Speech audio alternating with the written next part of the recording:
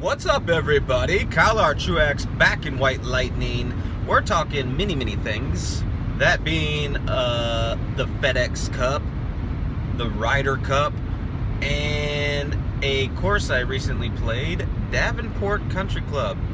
Good stuff on this edition of Golf TruAxioms. Solo. I'm a soloist, not a soloist. So yeah, folks, it's been a while. Thanks for joining me. Got many things to cover. First being the FedEx Cup. Now, we are about 2 days away from starting up the Tour Championship. And, of course, it's at East Lake Golf Club. A nice, historic, great course. Some may say that it's, not the most pleasant to see on TV or to view on TV, and I can agree with that. But however, talking about the golf course, I love that they are switching up the nines. Finally, they got their head out of their butts and figured, you know what? Let's not end the FedEx Cup on a par 3 and end it on a nice par 5 where we got some many different scores, bogeys, birdies, eagles, possibly. That could happen. Should create some great drama. I hope it does. Some people out there are like, I don't care. FedEx Cup's it's off my radar right now. And I get it. A lot of Ryder Cup talk.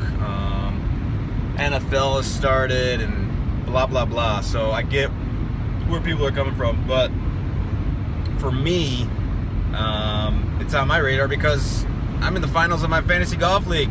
Yeah. Hooray me. So I got Dustin Johnson and Paul Casey and Berger that are on my team, and I'm going to have a tough time deciding who to pick. I only have to pick 2 guys. So anyway, so FedEx Cup, it's been all right. As a big golf fan, I watch it. I keep tabs on it. And so the biggest thing that I want to talk about was just that they changed the golf course as far as the flipping the nines, and I think that will hopefully add a lot of drama and excitement and make viewers stay until the very last hole. Hopefully, we'll see, but I can't wait. And then, of course, that night, Sunday night, we're getting to the Ryder Cup, and Davis Love III has his final captain's pick. I'm going to tell you who I think he's going to pick, and then I'm going to tell you who I want him to pick. Let's start off with who I think he's going to pick. I think he's going to pick Bubba Watson. And I'm assuming that he might step up a little bit in the Tour Championship. Oh, wait, is he even in the Tour Championship? I can't remember. I think he is. I think he's in the Tour Championship. But anyway, he's kind of been on a downward trend, and I'm of the firm believer that I want to take hot guys. I think his 3 other captain's picks are very safe.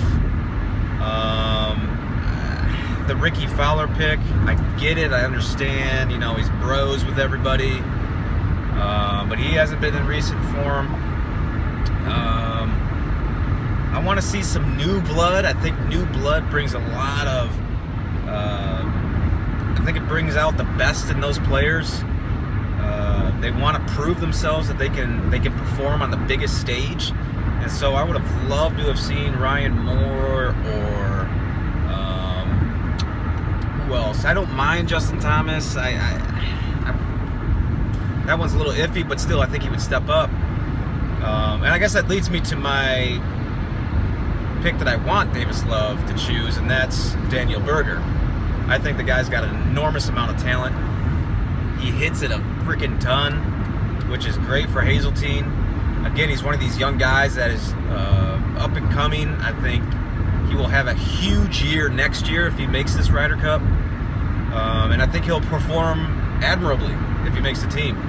But I hope that he plays really well in the Tour Championship, so Davis Love has no doubt in his mind that he must pick him.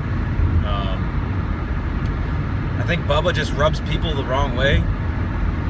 But, you know, there's the argument that, oh, he's 7th in the world or whatnot. How could you not? Well, that's over 2 years' time. You know, he's, like I said, he hasn't been in recent form.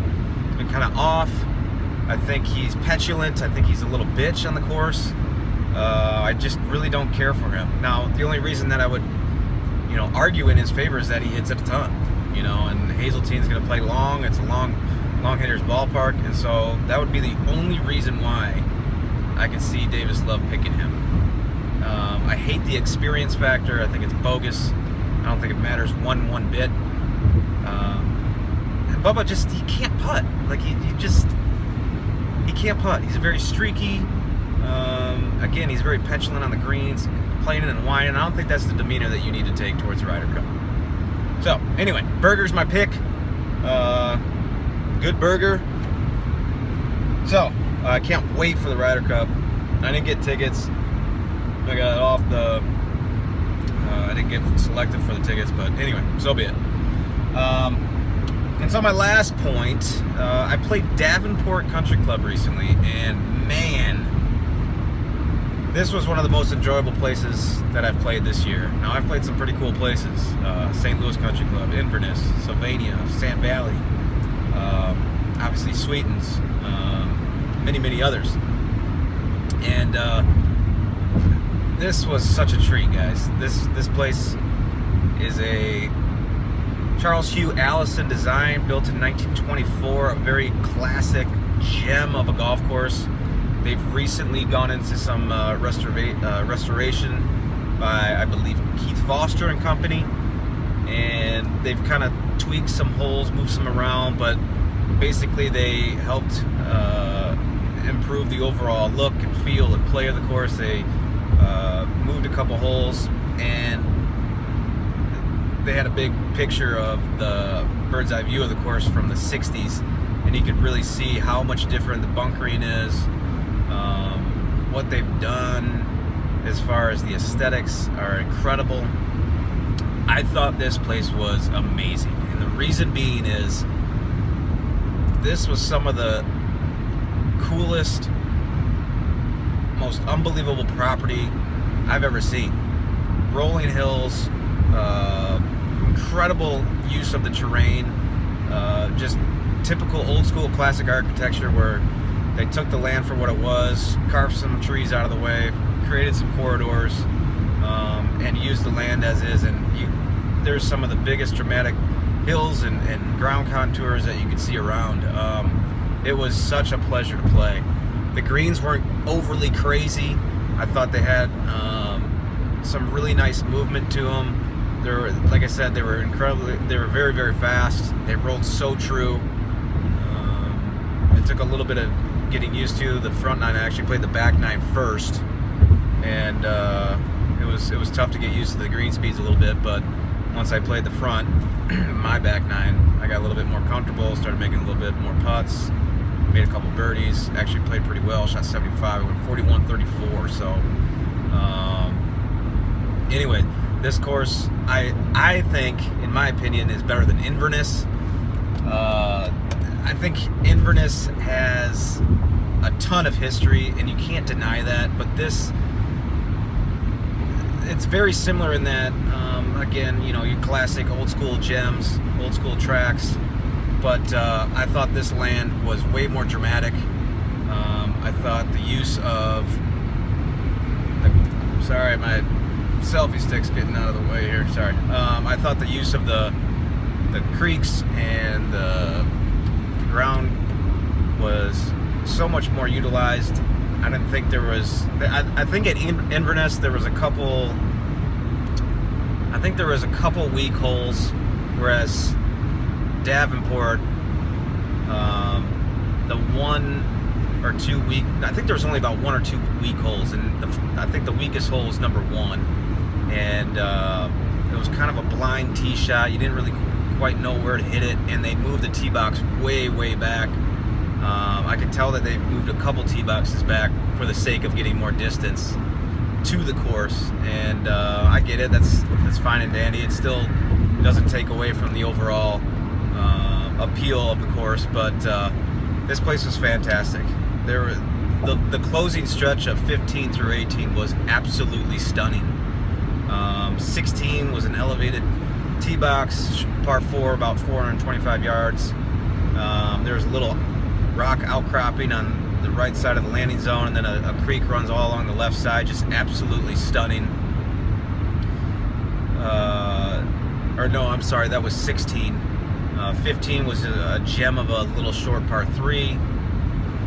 17 was an uphill medium length par 3, and then 18 was a tough,